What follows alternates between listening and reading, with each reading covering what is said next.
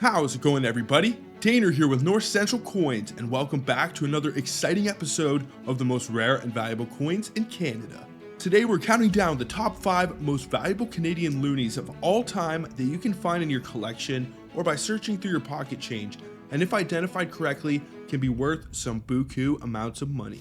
Even though most of the Canadian loonies or $1 coins aren't worth much above their face value, that doesn't mean there aren't a few holy grails that you can find that are just as rare as any other numismatic gem. In this video, we will explore the historical context of these valuable pieces of currency and delve into why they hold such importance in Canadian numismatic history. Additionally, we will discuss any distinguishing and identifying features, their significance among collectors, and also the potential value if you're ever to discover a legitimate example. Before I do get into this, I would really appreciate if you guys would smash that thumbs up, subscribe if you're new, and also ring that bell notification so you can stay up to date with my new content as it is being released. And make sure to stay to the end of the video if you would like to find out which is the most valuable Canadian $1 coin that you can find. And then without further ado, what do you say we get into it and break down my picks for the top 5 most valuable Canadian loonies? Let's get it, guys.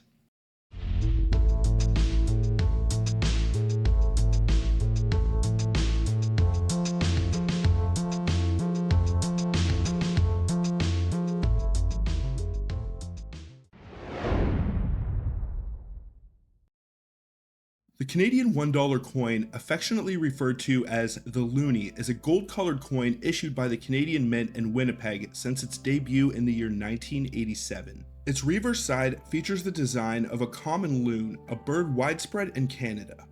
Queen Elizabeth II graces the obverse of the coin until recently when King Charles III is about to make his debut. Now, the coin has seen various commemorative additions with unique designs replacing the loon image. With its distinctive 11-sided polygonal shape and unique dimensions, the Canadian loonie bears a resemblance to the Susan B. Anthony dollar in the United States. The coin's shade matches the gold color of the Sacagawea and presidential dollars. After its introduction, the term loonie became synonymous with the Canadian dollar. In common Canadian language, it's often discussed in media regarding its exchange rate.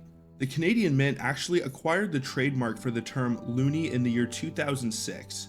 When the Canadian $2 coin was introduced in the year 1996, it quickly earned the moniker of toonie, a blend of two and loonie. In March of 1986, the Canadian government announced the phasing out of the dollar bill in favor of the new dollar coin to be introduced the following year. The initial production of 300 million coins costing $31.8 million aimed to generate annual revenue exceeding the production costs. Funds from the coin, including $60 million, for the 1988 Winter Olympics in Calgary, were expected to benefit various projects. The decision to model the coin after the Susan B. Anthony dollar aimed to ensure compatibility with US vending machines, as it shared a similar size and color. The perceived failure of the Susan B. Anthony dollar in the United States, which was attributed to its unattractiveness and resemblance to the quarter coin, actually influenced the design and marketing approach for the new dollar coins. Now, before we discuss this loonie variety, first we should go over the gentleman who is actually featured on this coin. He's a Canadian whose story is not only inspirational, but has made him one of the most beloved and cherished icons in Canadian history, and that man is Terry Fox. Terry Fox was born on July 28, 1958 in Winnipeg, Manitoba, Canada. In the year 1977, at the age of 18, he was tragically diagnosed with bone cancer in his right leg. To prevent the cancer from spreading, Terry's right leg was amputated 6 inches above the knee, and he received a prosthetic limb. While undergoing treatment, Terry was deeply moved by the suffering of cancer patients around him. He then conceived the idea of the Marathon of Hope, a cross-country run to raise awareness and funds for cancer research. Terry believed that if each Canadian donated $1, it could make a significant impact. On April 12, 1980, Terry Fox dipped his artificial leg in the Atlantic Ocean in St. John's, Newfoundland, marking the start of his cross-country run. Despite challenges and skepticism, Terry remained determined to run across Canada to the Pacific Ocean. His journey covered an average of 42 kilometers or 26 miles per day, the equivalent of a marathon. His journey took him through 6 provinces, and he faced physical challenges including blisters, extreme weather, and exhaustion. Along the way, Terry became a national hero, capturing the hearts of Canadians. After running for 143 days and covering 5,373 kilometers, that's 3,339 miles, Terry Fox was forced to stop near Thunder Bay, Ontario on September 1st, 1980. Unfortunately, the cancer had returned and spread to his lungs, making it impossible for him to continue. Terry Fox's Marathon of Hope raised over $24 million for cancer research. He became a symbol of hope, courage, and the power of one individual to make a difference. Terry Fox passed away on June 28, 1981 at the age of 22, but his legacy lives on through the annual Terry Fox Run and the ongoing work of the Terry Fox Foundation. Terry Fox's story continues to inspire people globally, and his impact on cancer research and awareness remains immeasurable. Now, what do you say we get into the coin that you guys are all here to find out about, and that is the 2005 Terry Fox No Grass variety. In the year 2005, the Canadian Mint decided to immortalize Terry Fox by featuring a depiction of his incredible marathon on the reverse of some of the Loonies released for circulation that year. Little known to most, there are actually two recognized varieties for this Loonie which gravitate around the presence or density of what should be a patch of grass behind Terry Fox. The more rare of these two varieties is the No Grass, which to identify you want to look at the grass in the background behind Terry Fox's ankle.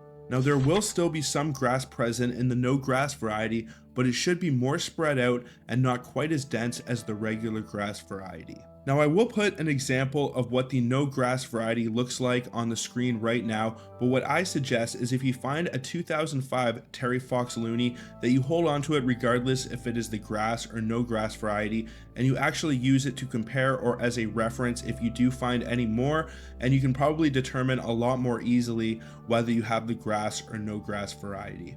Now, some of the details and specifications for this coin. The 2005 Terry Fox Loonie has an overall mintage of 12,909,000. It is composed of 91.5% nickel and 8.5% bronze. It has a weight of 7 grams, a diameter of 26.50 millimeters, and a thickness of 1.75 millimeters. The coin was designed and engraved by Susanna Blunt and Susan Taylor for the obverse, and Robert R. Carmichael and Terrence Smith for the reverse. The edge is smooth, it is magnetic, and has a die axis and metal alignment, as is the standard for most Canadian, Australian, and British coins. Now, unfortunately, as is the case with most Canadian Loonie and Toonies, it is very hard to find any that are worth much more than face value, especially when they are pretty beat up. But even though these coins are not worth a fortune today, they do have the potential to increase in value over time, as they have already seen some pretty big price jumps, and only being a few decades old means that if you do find one, it will usually be in pretty good shape. Charlton Catalogs currently evaluates this coin at $150 for an MS66 example, but Coins in Canada gives it a much lower value. Now, MS66 is a very high grade, but it is not the top of the Sheldon scale. It is not quite an MS67, so that is pretty good news. If you were able to cherry pick or find an entire roll of these 2005 Terry Fox Loonies, and they are all the no grass variety, you can probably make a pretty decent profit. I've seen these for sale at some of my local coin shops, and they are usually going for a pretty decent price. But regardless, it is one of the more rare and iconic Canadian Loonies that you can look for whether you are searching through your pocket change or coin roll hunting, and definitely a good one to have on your radar. Now, in the year 2012, there were actually 4 different designs released for Canadian Loonies. The first is the regular Loon design.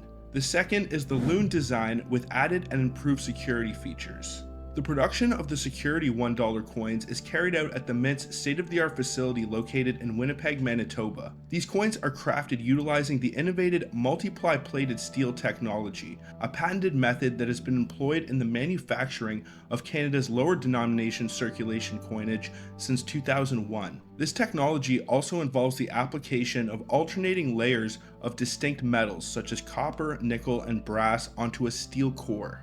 This process significantly reduces the amount of metals required compared to traditional alloy coins, resulting in a cost-effective and environmentally conscious approach to coin production. These $1 coins also boost the incorporation of advanced security features, contributing to the overall safeguarding of Canada's coinage system. Notably, the reverse side, also known as the tails, showcases a laser mark micro engraving. This addition enhances the visibility of security measures, providing an extra layer of protection against counterfeiting and bolstering the integrity of the currency. The third design, released in 2012, is a circulation coin known as the Lucky Loonie, with a distinctive purpose serving as a good luck charm for Canadian athletes participating in the prestigious 2012 Olympic and Paralympic Games in London. This unique coin was crafted with the intention of bringing positive vibes and good fortune to the Canadian competitors on the global stage.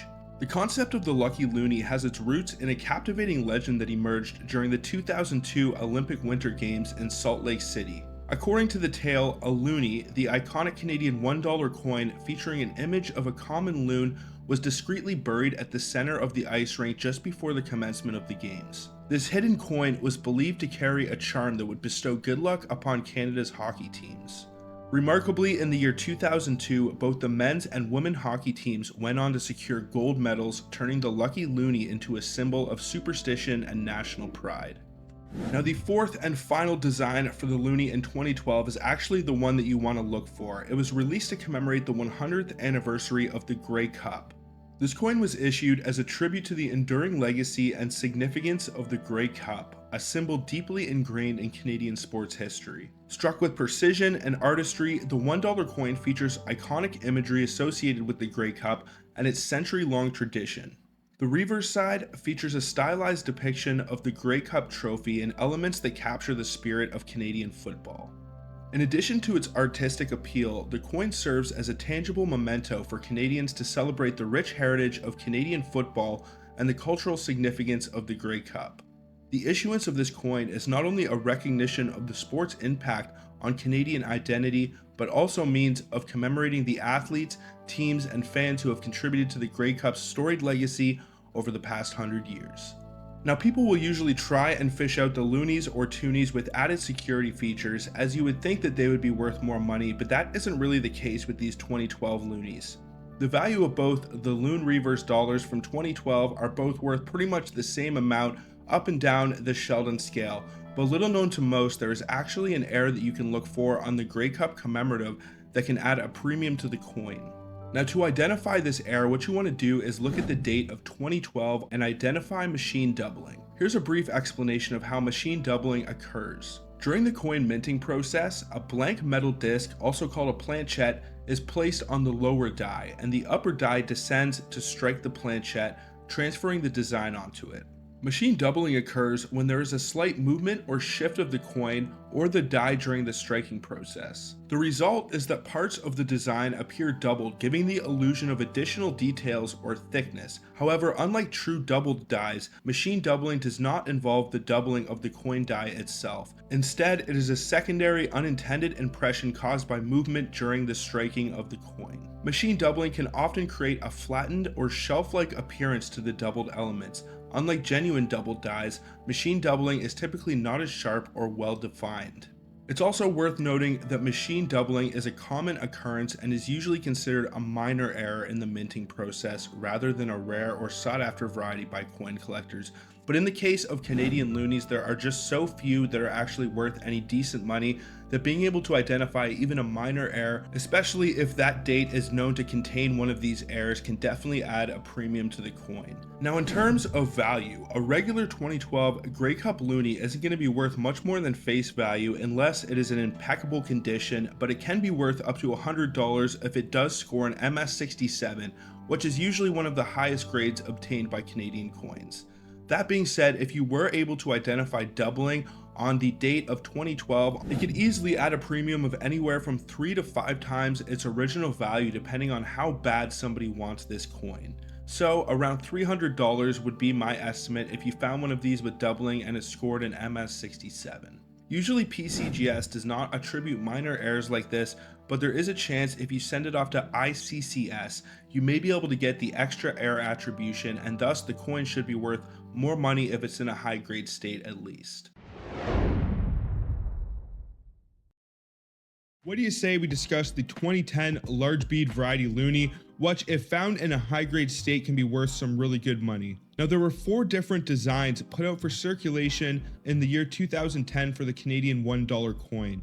The large bead variety can be found on the regular loon reverse design. The other reverse designs feature the Saskatchewan Rough Riders, a Navy commemorative, and also one for the Vancouver Olympics. The large bead loonie is referred to as a Type 1 and the small bead is considered Type 2.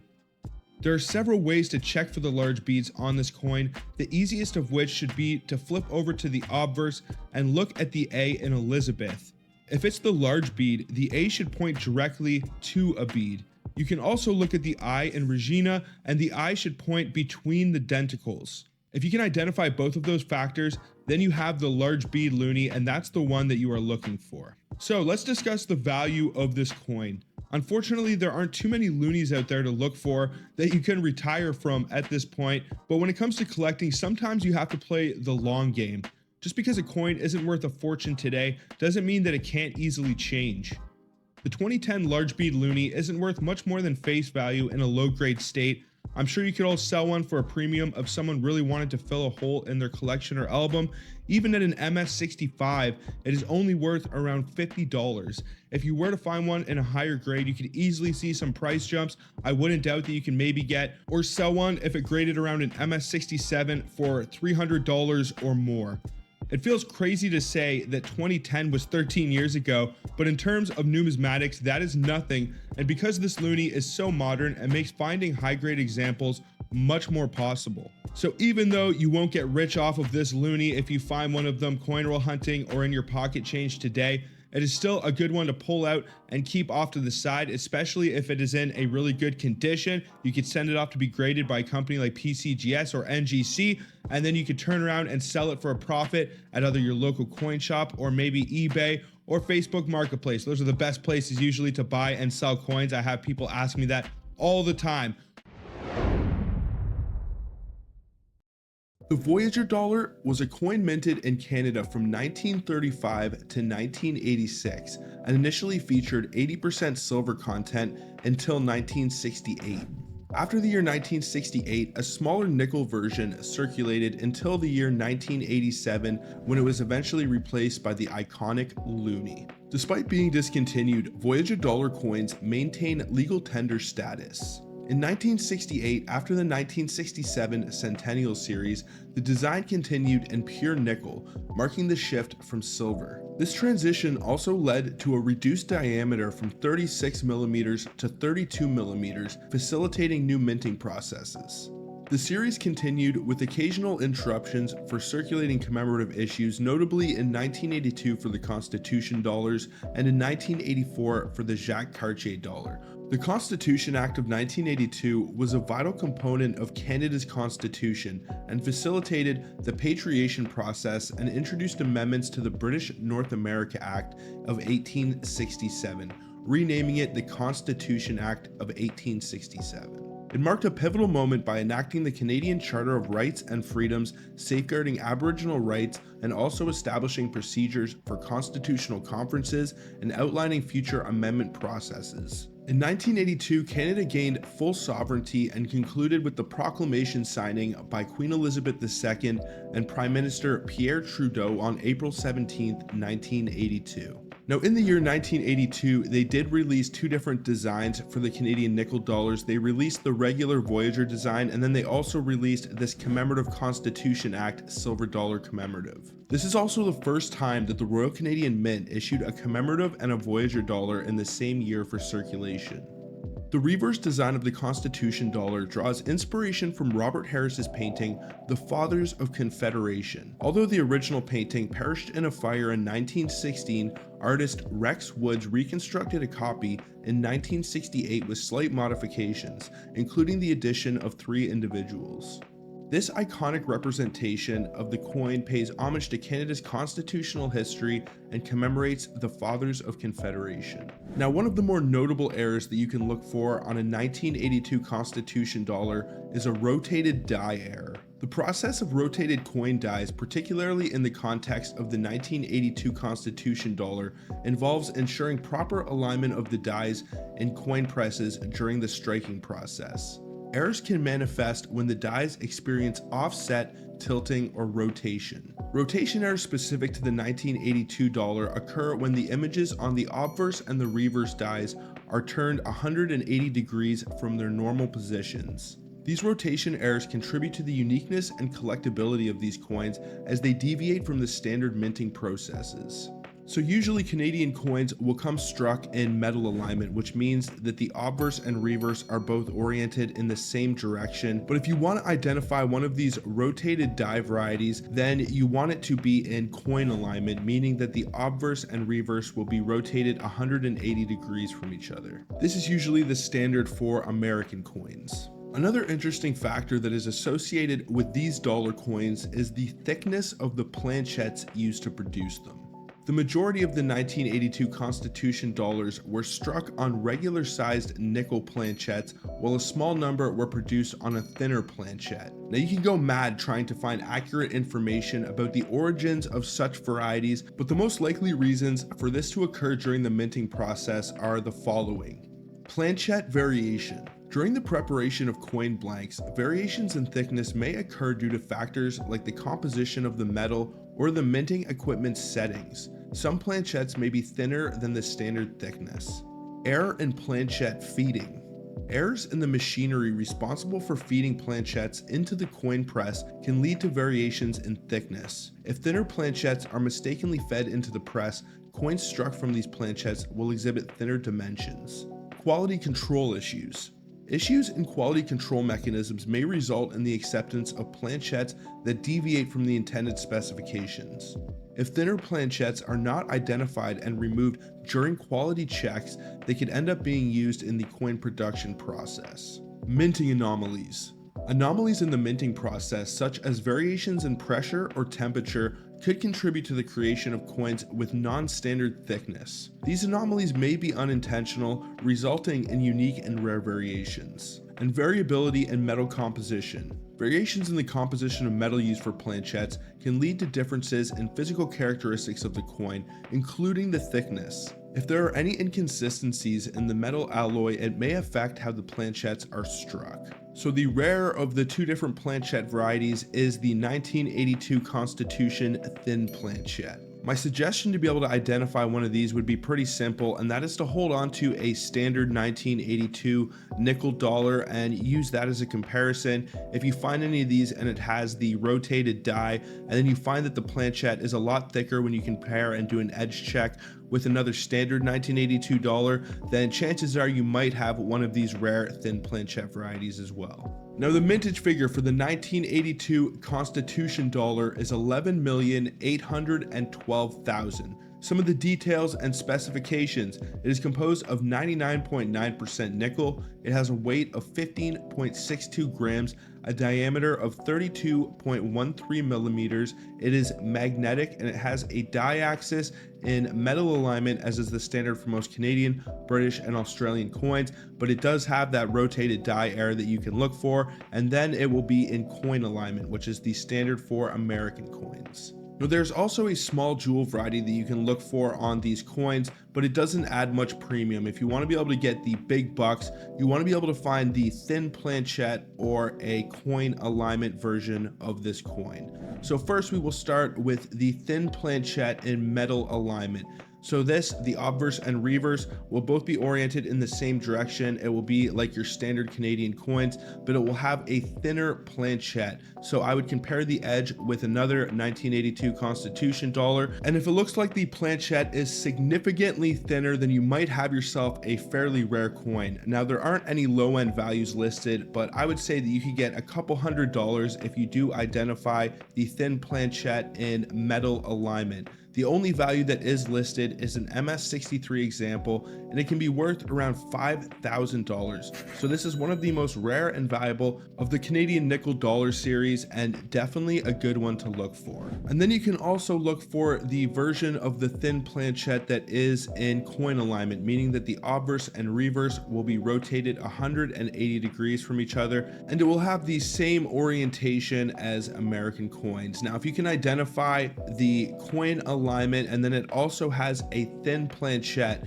It can be worth around $3,000 for an MS-60 and all the way up to $5,000 for an MS-63 example. If you found one of these and it's not in the greatest shape, I don't doubt that you can still probably get a couple $100s for them, especially considering that there aren't too many of these Voyager dollars that are super valuable. And then the last is going to be the most rare and valuable of these 1982 Constitution dollars, and that is the Constitution regular sized planchette in coin alignment. So this one is going to be like American coins. The obverse and reverse will be rotated 180 degrees. In terms of its value, it can be worth around $4,500 for an MS-60, around $7,000 for an MS-63, and all the way up to $15,000 for an MS-66 example. If you did find one of these and it's on the lower end, I don't doubt that you could get anywhere from $500 to $1,000.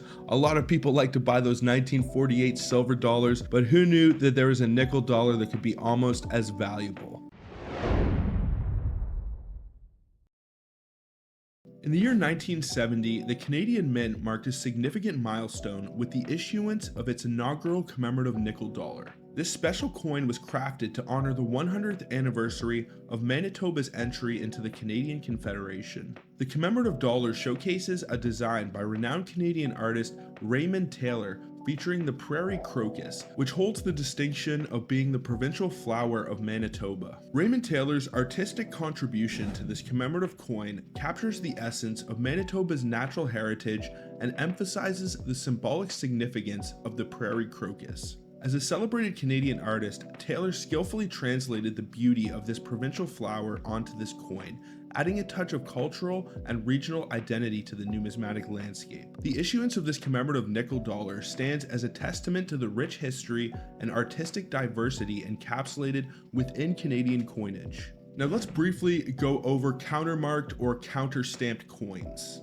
A countermarked, punchmarked, or counterstamped coin refers to a coin that has been marked or stamped with an additional symbol or impression after its original production during circulation. While this practice is now obsolete, it served various purposes historically. One reason for countermarking was currency reform, where existing coins would be marked with a new value following a change in the currency system, which could extend the lifespan of the coins rather than recalling and replacing them. Additionally, foreign coins might be countermarked to be recognized as legal tender or accepted currency within a specific region. For example, the Mexican pillar dollar was actually quite popular in Canada before the introduction of its decimalized currency system, so I would not doubt that in some regions they may have countermarked these pillar dollars. Countermarking could also have political motivations, with a new state or regime showcasing its authority by countermarking coins issued by the previous state.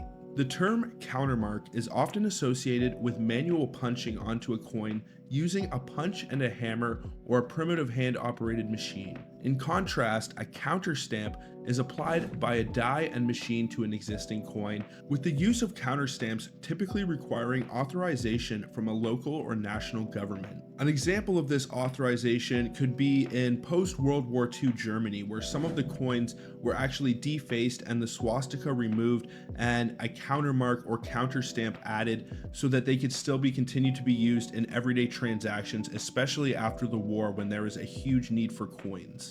The term punchmark is also commonly used when referring to the earliest Indian silver coins. These are coin-like pieces of metal with a standard weight bearing various symbols that are applied with punches, resulting in what is known as punch-marked coins. Now, the GAN counterstamped Canadian 1970 dollar coins are unique numismatic pieces that were created in commemoration of the death of Gamal Abdul Nasser, the president of Egypt, in the year 1970. Approximately 1,000 of these counterstamps were applied to Manitoba dollars by the Arbon Vancouver community. The counterstamp features the inscription GAN 1918-70 enclosed within an oval. This distinctive marking pays tribute to Gamal Abdel Nasser, noting the years of his birth, 1918, and his death in 1970. This counterstamp serves as both a historical and memorializing element, adding a layer of significance to the Canadian dollar coins from the year 1970. The extremely limited production of these counterstamped coins makes them both intriguing and collectible items for enthusiasts and numismatists of historical events. Now, to identify this GAN counterstamp, what you want to do is flip over to the obverse of the coin. It should be rather large and obvious, but it will be located to the right hand side and in some cases making contact with her chin. The overall mintage for the 1970 Canadian commemorative Manitoba dollar is 4,140,058, and as I mentioned earlier, only 1,000 of these counterstamped coins were ever made. The 1970 nickel dollars are composed of 99.9% nickel. They have a weight of 15.62 grams, a diameter of 32.13 millimeters, and a thickness of 2.62 millimeters. The obverse was designed and engraved by Arnold Mockin and Walter Ott, and the reverse was designed and engraved by Raymond Taylor and Walter Ott.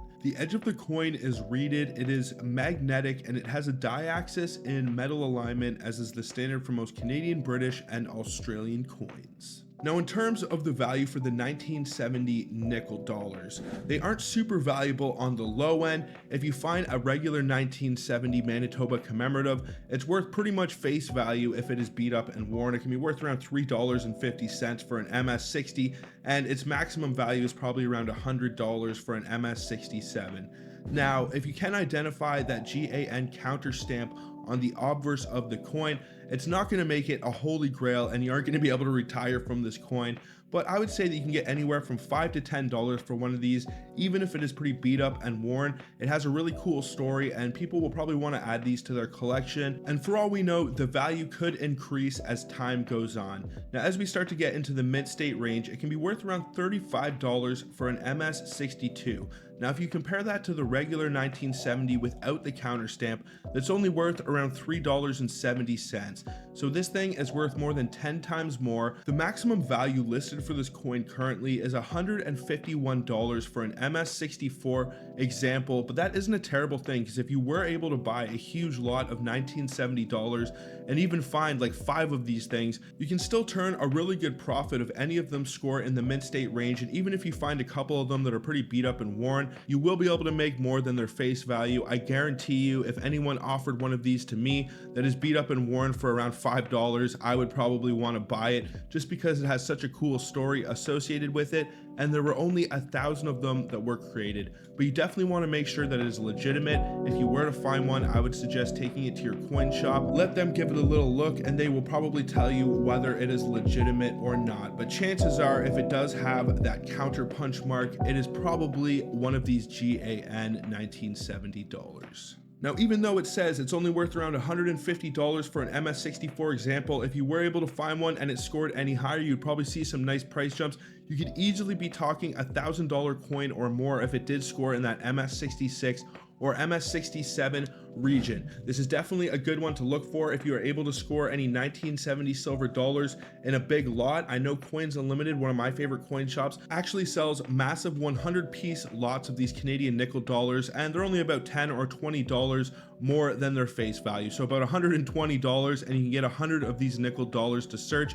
And if you buy all 1970s, you may just be able to find yourself one of these counterstamped coins. Now, what do you guys think about the 1970 counterstamped dollar? What would you do if you ever found a legitimate example, or if you ever have found any of the coins that I discussed in this video? Please let me know down in the comments. I would love to know. Also, I would really appreciate if you guys would smash that thumbs up, subscribe if you're new, and also ring that bell notification so you can follow along with my new content as it is being released. But I think that is pretty much going to do it for this one, folks. So until the next one, everybody, peace out and have a good one, y'all.